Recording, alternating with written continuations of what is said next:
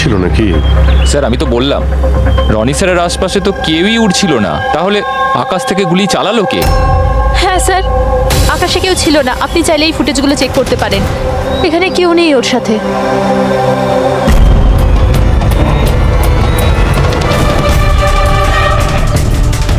এই ফুটেজে তো রনির আশেপাশে তো দূরে দূরেও কাউকে দেখা যাচ্ছে না। স্যার নিচে থেকে ওপরে তো কেউ গুলি চালায়নি। ইনি বলছেন যে যখন ওপরে উঠছিল কেউ ওর আশেপাশে ছিল না, ওপর থেকেও কেউ গুলি করতে পারবে না। আমার মাথায় এটা ঢুকছে না কে কোথা থেকে গুলি চালালো আর কিভাবে, বুঝতে পারছি না স্যার। অদ্ভুত ব্যাপার তো, ওর কোনো শত্রু নেই, তাহলে ওকে খুন করার জন্য এরকম প্ল্যানিং কে করতে পারে? কেসটা খুব জটিল মনে হচ্ছে। কোনো বাঁকা লোককে এখানে পাঠিয়ে দিই, বাঁকা প্রমাণ, হয়তো সে কিছু পেতে পারে।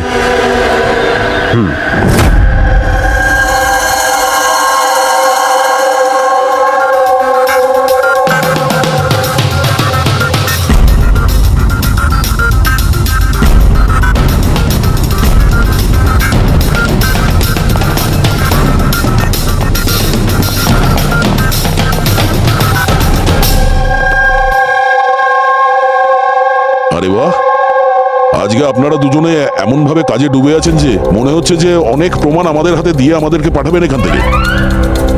অনেকগুলো প্রমাণ? হ্যাঁ। আর যদি একটাও না পাওয়া যেত? সোজা করে বলো না, কোনো প্রমাণ পাওনি, খুঁজে দেখোনি? ডক্টর সালুকে ওই গুলির ব্যাপারে কিছু জানতে পারেননি?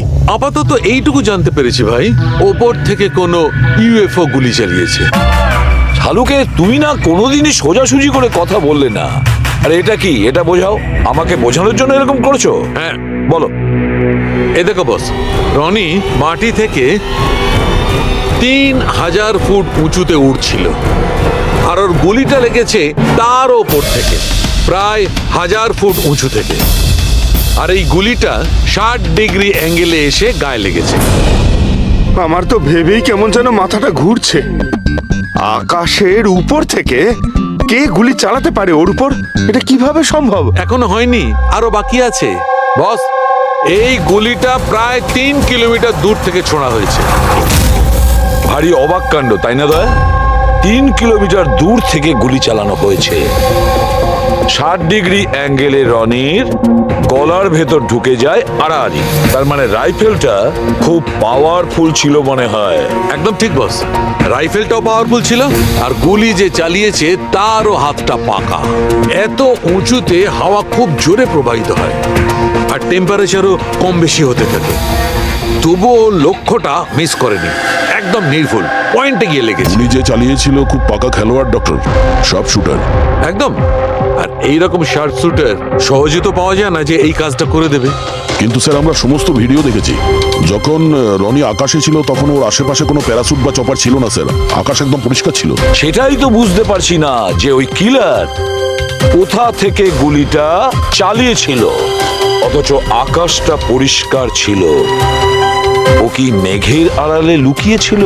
আর স্যার ওই গুলিটার থেকে কি জানতে পারলাম? কিচ্ছু পাওয়া যায়নি পুরবি। আমি ব্যালিস্টিক ডিপার্টমেন্টের পুরো ডেটা চেক করেছি, এরকম গুলির তো কোনো রেকর্ডই নেই। স্যার, এই গুলিটা নিশ্চয়ই কাস্টমে বানানো হয়েছে। হ্যাঁ, নিজের মতন গুলিটা বানিয়েছিল। এমন গুলি যেটা 3 কিলোমিটার দূর থেকে চালানো যায় আর সোজা গিয়ে টার্গেটে হিট করে। আর স্যার এই গুলিটা যখন এত শক্তিশালী, তো এর রাইফেলটাও বেশ স্পেশাল হবে। হ্যাঁ, এক কাজ করা যাক, গুলিটাকে ব্যালিস্টিক ডিপার্টমেন্টে যাচাইয়ের জন্য পাঠাই, দেখি কি রিপোর্ট আসে। আর সে যেই হোক, এত উপরে চলে গিয়েছিল খুন করার জন্যে, এবার ওকে তো মাটিতে নামতেই হবে।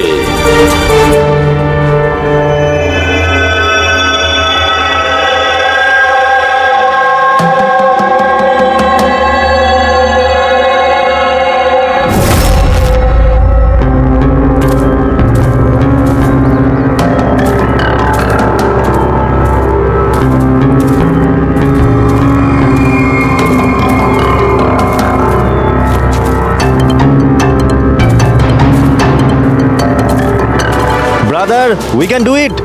আরে ইয়ার গুরু, আর চলতে পারবো না, খুব হাঁপিয়ে গেছি আমি। ব্যাস নবীন, আর বেশি দূর নয়, 3000 ফিট চড়ে ফেলেছি, পাশেই আছে। We can do it, come on.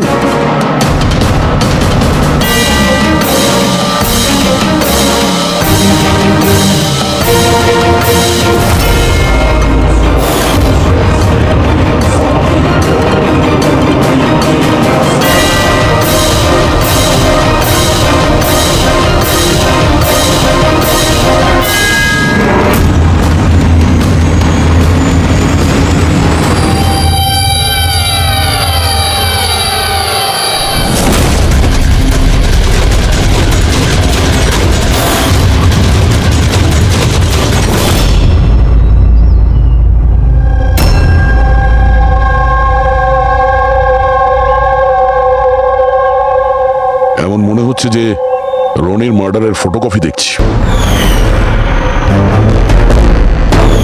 3000 fit উপরে ঠিক ওরকমই গুলি মেরেছে মাথার পেছনে। একেও একইভাবে গুলি চালিয়েছে। আচ্ছা, তোমরা যখন ট্রেকিং করছিলে এই হিতেনের পিছনে কেউ কি ছিল?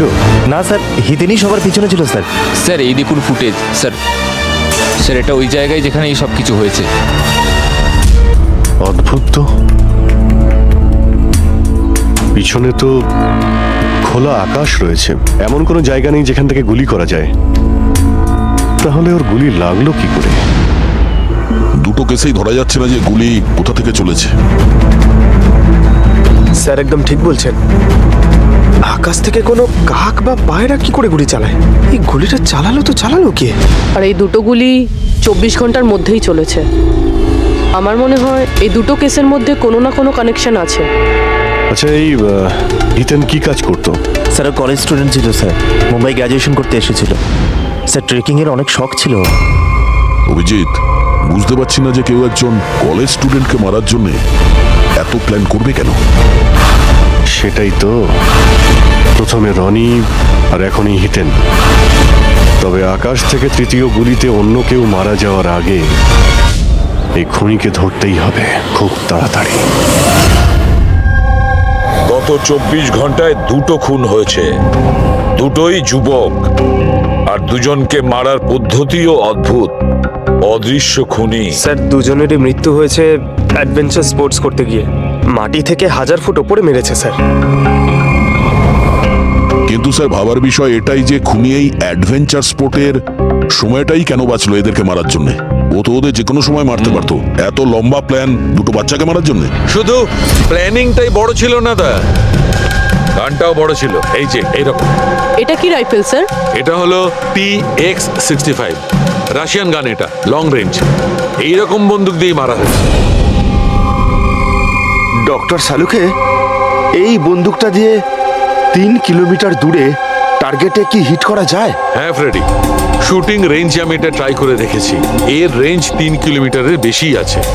এরকম বন্দুক তো হয় মিলিটারিদের কাছে থাকবে, আর না হলে উগ্রপন্থীদের কাছে। ঠিক বলেছো বস। আর সেই জন্য আমার মনে হয় এটা শুধুমাত্র মার্ডারের ব্যাপার নয়, বড় ধরনের অপরাধ হতে চলেছে, লার্জ স্কেলে।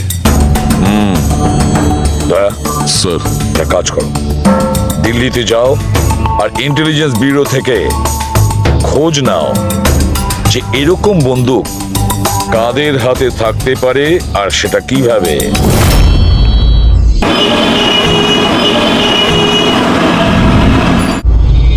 এই সমস্ত খুন এই রাইফেল দিয়েই হয়েছে। আর আপনারা তো জানেনই, এরকম হাই প্রোফাইল রাইফেল তো সবার কাছে থাকে না। আপনি একদম ঠিক বলছেন স্যার। আর যেটা আমাদের দেখা দরকার সেটা হলো এই রাইফেলটা যদি কেউ কিনতেও চায় তাহলে কিনতে পারবে না। এটা একটা কিংবা দুটো পিসে বিক্রি হয় না, বড় অ্যালটমেন্ট হয় এগুলোর। তাহলে কয়েক বছর আগে যে আতঙ্কবাদী হামলা হয়েছিল তার মধ্যে এই ধরনের রাইফেল ইউজ হয়েছিল? হ্যাঁ স্যার। তাহলে আপনাদের কোনো আতঙ্কবাদী গ্রুপের উপর সন্দেহ হয়? আগে হ্যাঁ স্যার, যদি আমাদের সন্দেহ ঠিক হয় তাহলে আমরা জানি যে এর পেছনে ঠিক কার হাত আছে। কার? এই অঞ্চলেই কিছুদিন আগে আমাদের আর্মি অনেক অস্ত্র আটক করেছিল। ওই অস্ত্রের মধ্যে এই রাইফেলটাও ছিল। হ্যাঁ প্রতাপ স্যার সমস্ত আতঙ্কবাদী মরে গেছে, ওদের মধ্যে একজন পালিয়ে গেছে, তবে আমরা সমস্ত হাতিয়ার আটকে নিয়েছি। ওয়েল ডান প্রতাপ। স্যার, আর যে টেররিস্টরা পালিয়ে গেছে তাদের সম্পর্কে সমস্ত পোস্টকে অ্যালার্ট করে দাও। তাহলে এই কাজ ওই আতঙ্কবাদীর হতে পারে যে পালিয়ে গিয়েছিল ওখান থেকে। হ্যাঁ স্যার, আর আমাদের ইনফরমেশন অনুযায়ী এই আতঙ্কবাদী গ্রুপ খুব বড় একটা কিছু করতে চলেছে। বোধহয় এটাই সেটা শুরু। এই দুটো অপরাধ সাধারণ কোনো খুন নয়, এটা নিশ্চয়ই কোনো বড় সড় ষড়যন্ত্র, কোনো দুষ্কৃতী আক্রমণ ঘটতে চলেছে। হ্যাঁ স্যার, আর এই খুনগুলোকে আটকানোর জন্য প্রথমে আমাদের আকাশ থেকে চলা গুলির রহস্য ভেদ করতে হবে স্যার। আর এই রহস্যের কিনারা করার জন্য সবার আগে আমাদের এটা জানতে হবে যে এই আতঙ্কবাদীরা রনি আর হিতেনের মতো সাধারণ লোকের হত্যা কেন করলো। আচ্ছা, এমন কি কমন আছে এই দুটো কেসে? স্যার, দুটো মার্ডারই আকাশে হয়, দুবারই গুলি উপর থেকে চালানো হয়েছে, পুরো পাওয়ারফুল রাইফেল দিয়ে। এটা প্রফেশনাল শার্প শুটারের কাজ হবে। আর স্যার, এই দুটো কেসেই কোনো ভ্যান্টেজ পয়েন্ট নেই, আর এমন কোনো জায়গা নেই যেখানে বসে খুনি এই দুজনকেই গুলি করতে পারে। তেমন কোনো জায়গা ছিল না, তেমন কোনো জায়গা ছিল না। খুন করার এটাই মূল কারণ নয় তো? তাহলে স্যার আপনি বলতে চাইছেন যে খুনির কাছে বসে গুলি চালানোর কোনো জায়গা ছিল না, আর ও এটা শিওর হতে চেয়েছিল যে টার্গেট যেন কোনোভাবেই মিস না হয়, সেই জন্যই ও এদের উপরে প্র্যাকটিস করছিল। Exactly Abhijit, exactly. সে গুলি ছোড়ার প্র্যাকটিস করছিল। তার মানে স্যার, ওর আসল টার্গেট অন্য কেউ। স্যার, যদি কোনো ভ্যান্টেজ পয়েন্ট নাই থাকে তাহলে ও গুলি চালাচ্ছিল কোথা থেকে? পঙ্কজ, উত্তরটা তোমার প্রশ্নের মধ্যেই লুকিয়ে আছে। আচ্ছা, এটা বলো, আমরা মানুষ ডানা ছাড়া আকাশে কিভাবে ওড়ে? স্যার, এরোপ্লেন বা হেলিকপ্টারের মাধ্যমে। ব্যাস, তুমি তোমার উত্তর পেয়ে গেছো। কিন্তু স্যার, ওখানে ওই ক্রাইম সিনে আকাশের ওপর কোনো চপার তো ছিলই না স্যার, না কোনো কেবল কার ছিল ওখানে। তাহলে অন্য কিছু থাকবে, অন্য কিছু থাকতে পারে। অভিজিৎ, ম্যাপটা বের করো, ওই এলাকার চারপাশটা ভালো করে দেখো, দেখো এমন কিছু পাওয়া যায় কিনা। এমন কিছু আছে নাকি যেখান থেকে মানুষ হাওয়ায় উঠতে পারে? জঙ্গল আছে, আর হ্যাঁ, দুটো হট এয়ার বালুন রেঞ্জও রয়েছে। একটু দেখো তো, যেখানে খুন হয়েছিল সেখান থেকে এটা কতটা দূরে? স্যার, এই দুটো 60 কিলোমিটার রেডিয়াসের মধ্যে। তাহলে একটা কথা তো কনফার্ম, খুনি ওখানে হট এয়ার বেলুনে বসেছিল, আর সেখান থেকেই ও গুলি চালিয়েছিল 3 কিলোমিটার দূর থেকে। স্যার, কেউ যদি হট এয়ার বেলুনে চড়তে চায় তাহলে আগে থেকে বুকিং করতে হয়, এমনি কেউ যেতে পারে না। কোনো ব্যাপার না, তোমরা ওই হট এয়ার বেলুনের অফিসে গিয়ে খোঁজ নাও যে এমন কোন টুরিস্ট ছিল যে ওই দুটো দিনে ওই দুটো হট এয়ার বেলুনে ঘুরেছিল। এটা টোটাল 12 জনের লিস্ট আছে যারা সেদিন হট এয়ার বেলুনে বসেছিল। কিছুজন একা বসেছিল, কিছুজন গ্রুপ বানিয়ে বসেছিল। তোমার কি মনে আছে এদের মধ্যে কতজনের কাছে কোনো জিনিস বা ব্যাগ ছিল? বা কোনো সন্দেহজনক কাউকে দেখেছো? না, বদমাস তো কাউকে লাগছিল না, কিন্তু একজন বয়স্ক আন্টি ছিলেন, পিঠে একটা ব্যাকপ্যাক ছিল, আর চোখে চশমা আর মাথায় টুপি পরেছিলেন। হ্যাঁ, আমরাও অবাক ছিলাম যে এই বয়সে এই সব ট্রাভেলিং এর ইচ্ছা। আর যখন ফটো তোলা হচ্ছিল উনি লজ্জা পাচ্ছিলেন আর নিজের মুখ লুকোচ্ছিলেন। রবি, এই বয়স্ক আন্টি শার্প শুটার শুনে একটু অদ্ভুত লাগছে না? হ্যাঁ স্যার, আমি এখানে পাইলট। 25শে ফেব্রুয়ারি স্যার, সব মিলিয়ে আমি 6 জনকে এয়ার বেলুনে চাপিয়েছি স্যার, আর 2 জনকে দিনের স্যার। আচ্ছা, তাদের মধ্যে কেউ মানে গন্ডগোলের লোক মনে হয়েছিল, কিংবা যার কাছে কোনো জিনিসপত্র ছিল? স্যার, এরকম তো কেউ ছিল না। হ্যাঁ, একজন বয়স্ক মানুষ ছিল, জানি না কারো বারবার চিৎকার করছিল, হয়তো ওর মুড খারাপ ছিল বা খিটখিটে ধরনের ছিল। ওনার হাতে কোনো কিছু ছিল? জিনিস তো ছিল না। হ্যাঁ, একটা লাঠি নিয়ে হাঁটছিল। লাঠি নিয়ে হাঁটছিল?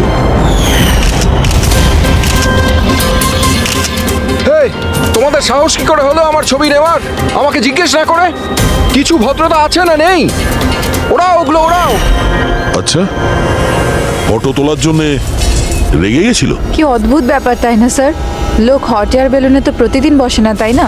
তারা নিজেরাই ফটো তুলতে চায় যাতে এই স্মৃতিকে তারা সারা জীবন রাখতে পারে। আর কোনো বিশেষ কথা মনে আছে ওর ব্যাপারে? স্যার জানি না বলাটা ঠিক হবে কিনা। না না, বলো, যেটা মনে আছে খুলে বলো। ওনাকে হাঁটতে দেখে মনে হচ্ছিল না যে ওনার লাঠির প্রয়োজন আছে, কিন্তু তাও উনি লাঠি নিয়েই চলছিলেন।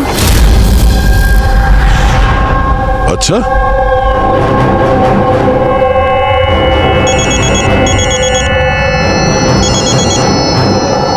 হ্যাঁ স্যার। কিছু জানতে পারলে? স্যার এখানে একজন বয়স্ক মহিলা এসেছিল, আর তার হাতে একটা ব্যাকপ্যাকও ছিল। আর হ্যাঁ, ওই মহিলা ছবিও তুলতে চাইছিল না। আচ্ছা, এখানেও একজন বুড়ো লোক এসেছিল হট এয়ার বেলুনে চড়তে লাঠি নিয়ে, আর তারও ফটো তোলায় আপত্তি ছিল।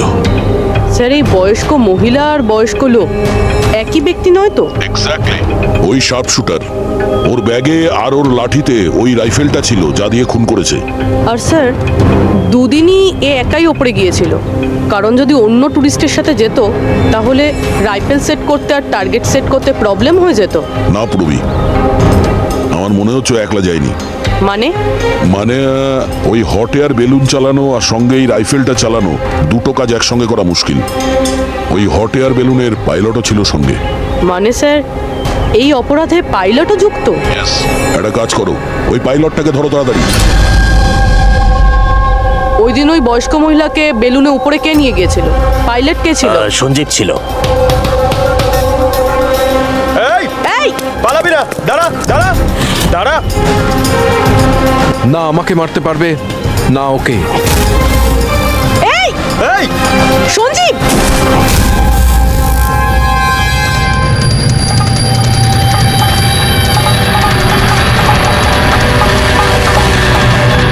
আরে তো প্রাণ দেওয়ার জন্য একদম তৈরি ছিল। এটা কোনো ছোটখাটো মার্ডার নয় পঙ্কজ, অনেক বড় মিশন। যদি তাড়াতাড়ি আটকানো না যায় তাহলে বড় সড়ো বিপদ হবে। আচ্ছা গীতা, 24শে ফেব্রুয়ারি যে লোকটা গ্রুপে যেতে চাইছিল না, একলা যেতে চাইছিল, ওর পাইলট কে ছিল? কে নিয়ে গেছিল? সোলো ট্রাভেলারকে তো দিনেশ নিয়ে গিয়েছিল। অদ্ভুত ব্যাপার দিনেশ, এতক্ষণ ধরে চুপ করে আছো, কিছু বলছো না কেন? তোমরা আমাকে ধরতেই পারবে না।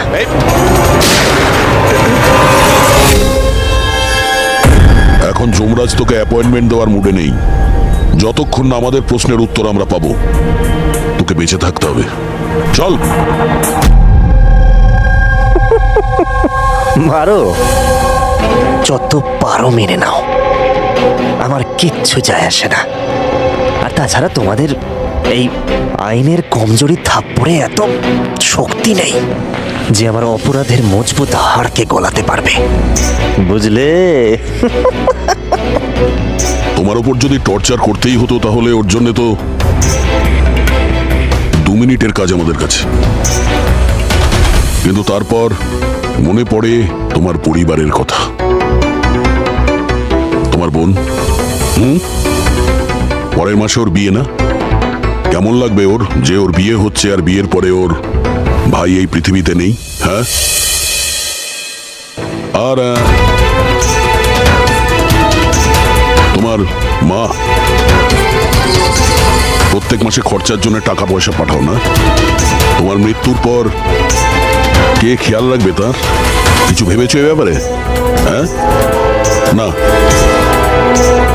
চলো, এখনো সুযোগ আছে, রাজ সাক্ষী হয়ে যাও। কথা দিচ্ছি তুমি জেলে যাওয়ার পরে তোমার মায়ের খেয়াল আমরা রাখবো। সত্যি? মানে পুরো খেয়াল রাখবে? পুরো খেয়াল? হ্যাঁ, তোমার মায়ের পুরো খেয়াল রাখা হবে। তুমি শুধু এটা বলো কার জন্য কাজ করো, তোমার বসের নাম কি? বলে দেবো? সত্যি বলে দেবো? হ্যাঁ বলো। আমি যার জন্য কাজ করি না, যে আমার বস স্যার, তার নাম হলো এসিপি প্রদ্যুম্ন।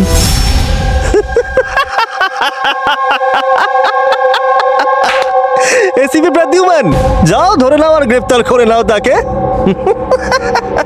বলেছিলাম না আমি কিচ্ছু বলবো না, যা করার আছে করে নাও। সিআইডি কোথাকার, সিআইডি।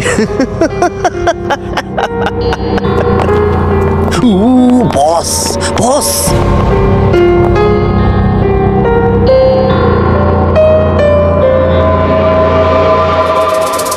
দরকার না, কিচ্ছু বলতে হবে না। এখন না তোমাকে কিছু জিজ্ঞাসা করব, কিছু বলার জন্য তোমাকে আমরা জোর জবরদস্তিও করব না, কিচ্ছু করব না। শুধু একটাই কাজ করব, আমরা তোমাকে ঘুমোতে দেব না। শুতে দেবেন না? এমনিতেও আমি জেগে থাকলেও আমি আপনাদের কিছুই বলবো না। কোনো প্রয়োজন নেই, কিচ্ছু বলো না, কিন্তু আমরা শুতে দেব না তোমাকে। ওকে ভাই দয়া, আমি এটা শুনেছিলাম যে মানুষ কোনো কিছু না খেয়ে অনেক দিন সার্ভাইভ করতে পারে, কিন্তু না ঘুমিয়ে কত কষ্ট হবে এই বেচারার। তোর বাঁচাটা খুবই মুশকিল, আমি এসব দেখতে পারবো না।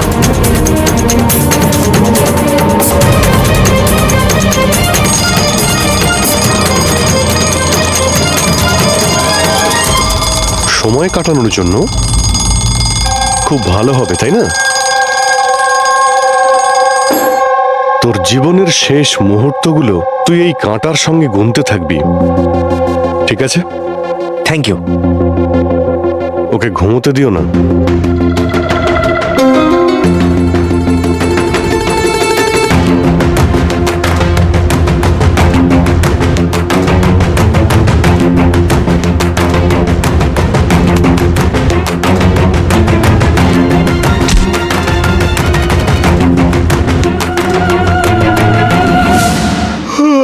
ফ্রেডি স্যার, আরে কোথায় আছেন আপনি?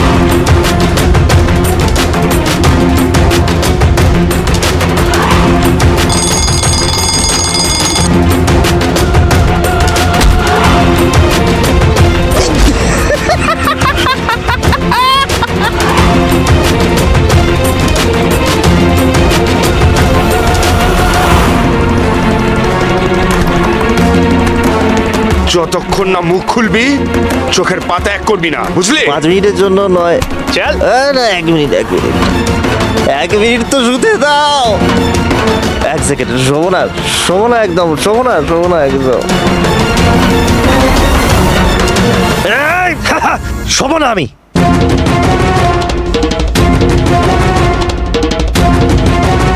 এবারও ভেঙে পড়বে।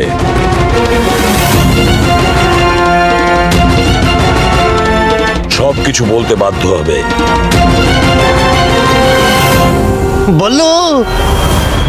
বললো তুই শুবি না, ওঠ।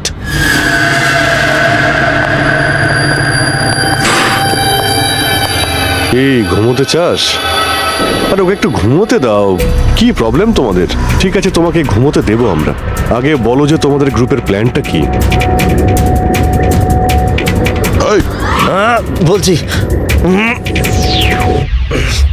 আমার নাম দীনেশ নয়, আমার নাম বল্লু। দীনেশ নয় আমার নাম। আর আমাকে স্পেশালি এই মিশনের জন্য তৈরি করা হয়েছিল। আর যে 2টো মার্ডার হয়েছিল না, ওটা প্র্যাকটিস ছিল। আমাদের আসল মিশন হলো ওকে মারা। আর ওই যে ওকে কি যেন নাম, স্টিভ মার্টিন, ওই শান্তির দূত যে সম্প্রতি ভারতবর্ষে এসেছে দেশে শান্তির বার্তা নিয়ে, যাতে সমগ্র বিশ্ব এই বার্তাকে সমর্থন করে, যাতে উগ্রপন্থীরা শেষ হয়। এসিবি, আমরা চাই না যে আতঙ্কবাদ কখনো শেষ হোক।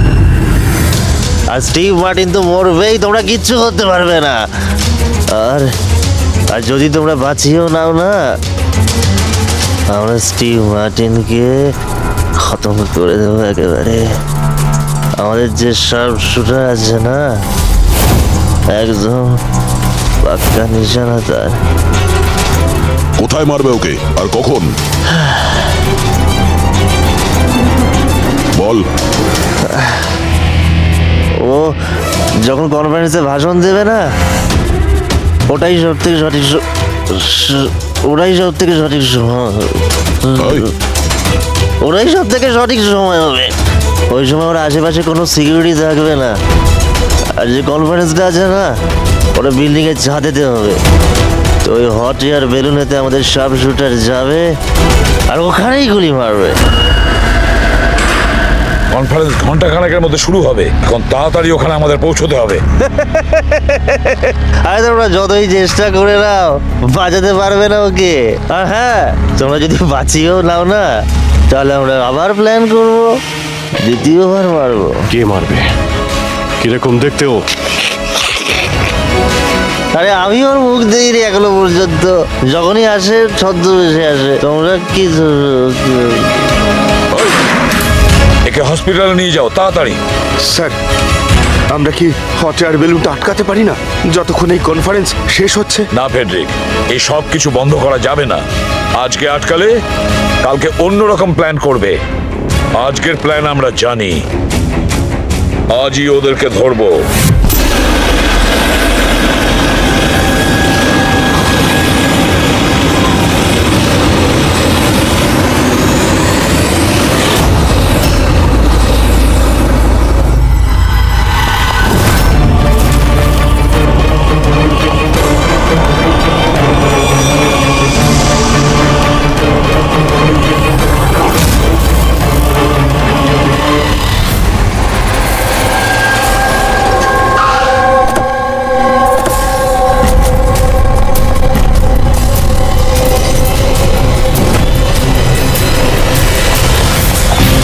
সিআইটি মিস্টার স্টিভ মার্টিন কোথায়? ওপরে কনফারেন্স রুমে।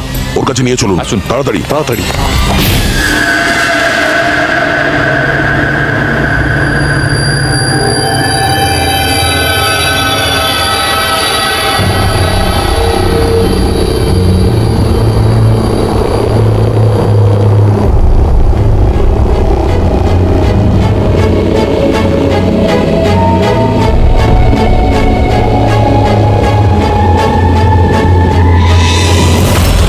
স্যার, এখানে 4টে বেলুন আছে।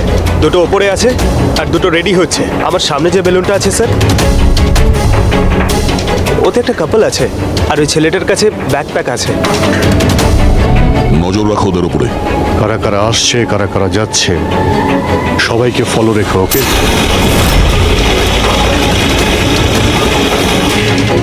স্যার, ওদের বেলুন টেক অফ করেছে। হ্যাঁ,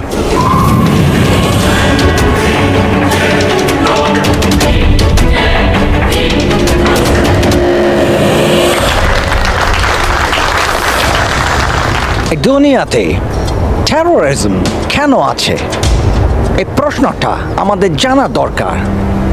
আর এই টেরোরিজম তখনই বন্ধ হবে যখন সব দেশ একসাথে ভাই ভাই হয়ে থাকবে। টেরোরিজমকে আমাদেরকে গোড়া থেকে উপরে ফেলতে হবে।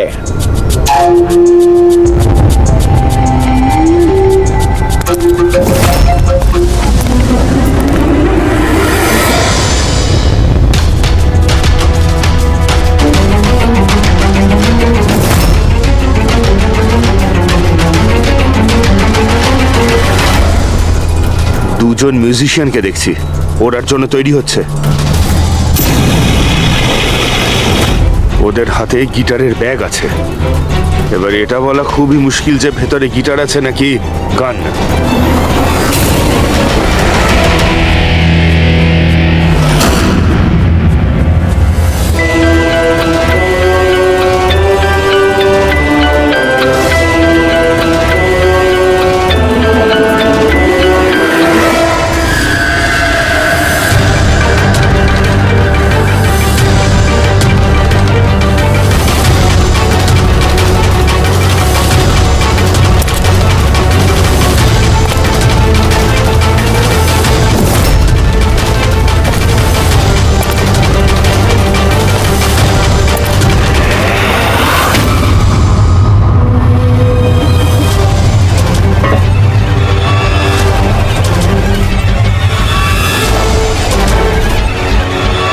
স্যার, আরও একটা লোক এসছে। ওর কাছে একটা ব্যাকপ্যাক আর একটা ক্রাচ রয়েছে। অপেক্ষা করা যাক।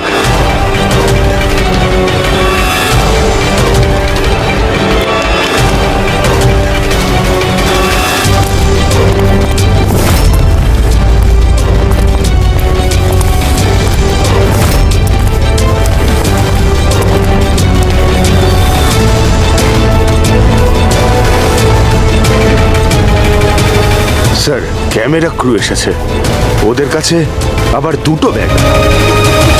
Camera crew?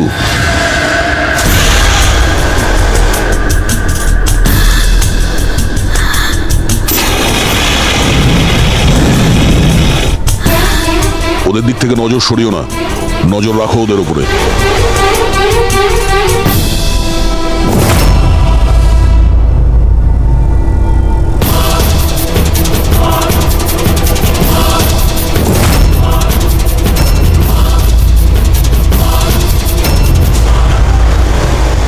স্যার এখানে তো অনেক বেলুন উঠছে। সুইসাইড বম্বিং কি এটা? কেউ নিজের খুশিতে নিজের প্রাণ কি করে দিতে পারে? জীবন precious. Oh no, We need to respect এতগুলো বলুন, আর সব এর মধ্যে আমরা যেটা খুঁজছি সেটা কোনটা? মনে হচ্ছে ছদ্মবেশে এসছে, মুখ দেখে গন্ডগোলের মনে হচ্ছে।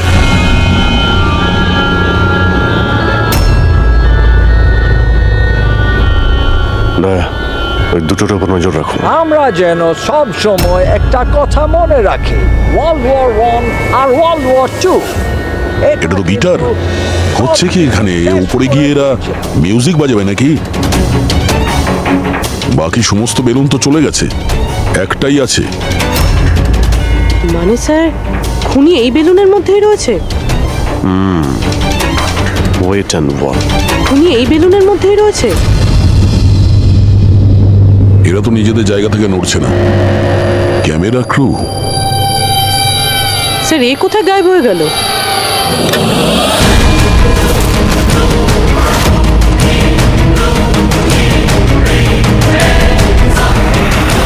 স্যার এর কাছে তো রাইফেল রয়েছে, যেমনটা সালুমকে স্যার বলেছিল। অভিজিৎ,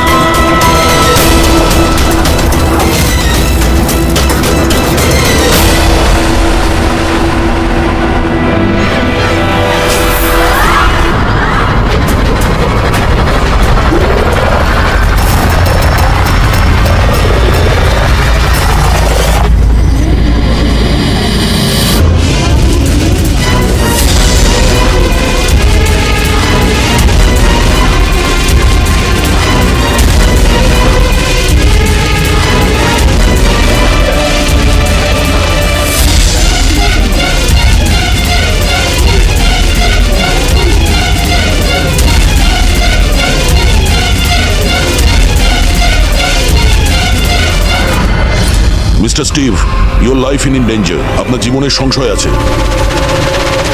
তাহলে কি করবে? We have a plan. Thank you CIG. যদি আজকে আপনারা ঠিক সময় না আসতেন, আমি বেঁচে থাকতাম না। দেখুন, বিপদ কিন্তু এখনো কাটেনি, ঠিক আছে? এখনো খুনিকে ধরতে পারেনি, সেই জন্য be safe, be careful. Okay Freddy, Pankaj, ওই বেলুনে নজর রাখো, চোখের বাইরে যেন না যায়। হ্যাঁ স্যার, আমরা বেলুনটাকে ট্র্যাক করছি।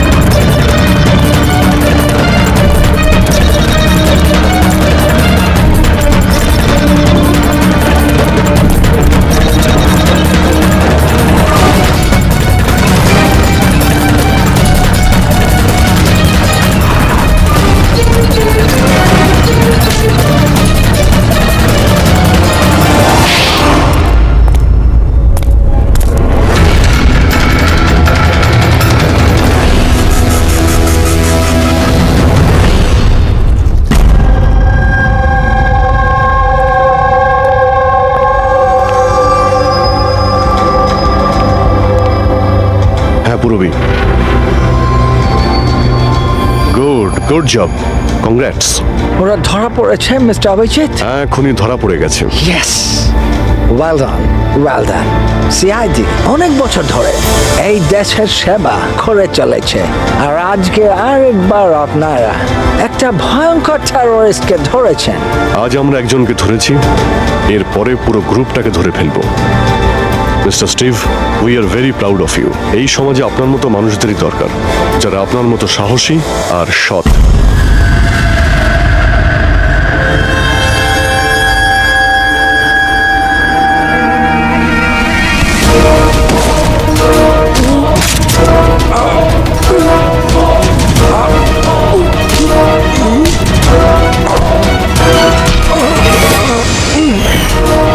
তাহলে তুমি ছদ্মবেশে রনি আর হিতেনকে মেরেছো? তোমার মতো একজন সব সুপার জেলের ভাত খেয়েও ফাঁসির অর্ডার আসার আগে পর্যন্ত। তোমার কি মনে হচ্ছে তোমরা আমাকে ধরে নিয়েছো তো স্টিভ প্রাণে বেঁচে যাবে? কখনো নয়। আমাদের ক্ষমতা এত বেশি যে তোমাদের আইন এটা খুঁজতে খুঁজতে হাঁপিয়ে যাবে, কিন্তু আমরা শেষ হব না। শেষ হবে তোমাদের এই দেশ। শোন ছারপোকা, আমাদের দেশের উপর অনেকে খারাপ নজর দিয়েছে, আবার চলেও গেছে। জানিস আমাদের দেশ কত বছর স্বাধীন হয়েছে? ৭৪ বছর। আর এই ৭৪ বছরে আমাদের দেশের জওয়ানরা জানি না কত আতঙ্কবাদীকে মেরেছে। আজ তোর পালা, কাল তোর সঙ্গীদের পালা। আমাদের দেশ থাকবে, খুব ভালোভাবেই থাকবে। আর এই দেশ থেকে যদি কোনো জিনিস চলে যায়, সেটা হলো আতঙ্কবাদ। বুঝেছিস? আতঙ্কবাদ।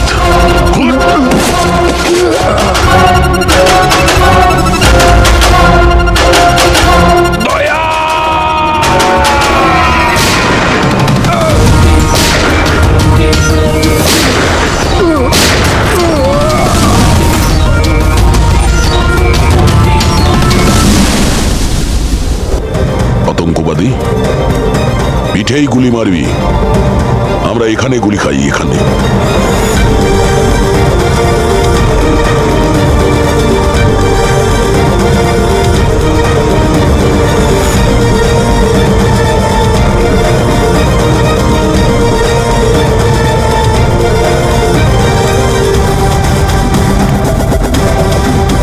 বিকাশ, কথা বলো। দাদা একটু তাড়াতাড়ি করুন, জানি না কি হয়েছে স্যার। অফিস থেকে মিটিং এর পর এসেই অজ্ঞান হয়ে গেছে। তাড়াতাড়ি করুন দাদা। একে তো বীজ দেওয়া হয়েছে, কিন্তু ওকে কে বীজ দিল? আমরা তো ভাবছিলাম যে বিকাশই খুনি, শেষে বিকাশই শিকার হয়ে গেল। তার মানে খুনি অন্য কেউ হবে। কে হতে পারে? স্যার, আচ্ছা যশবন্ত নয় তো? বউ ছেড়ে পালিয়ে গেছিল, তাই বদলা নেওয়ার জন্য সুযোগ বুঝে ঝিলমহলে ডেকে নিয়েছে ওকে আর মেরে দিয়েছে। মালাও হতে পারে। ওরা হয়তো ভয় হচ্ছিল যে কল্পনা যদি ফিরে আসে, সেই জন্য রাস্তা থেকে সরানোর জন্য ওকে খুন করে দিয়েছে।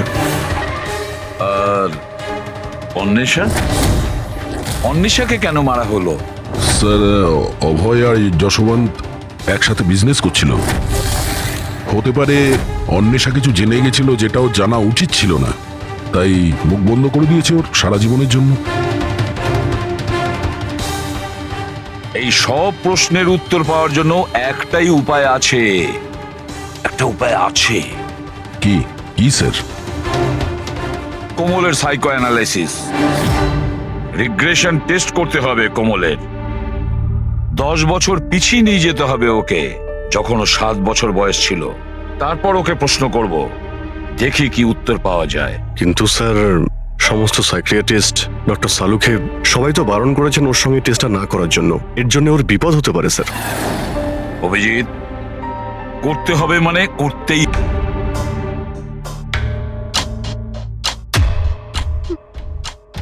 মা,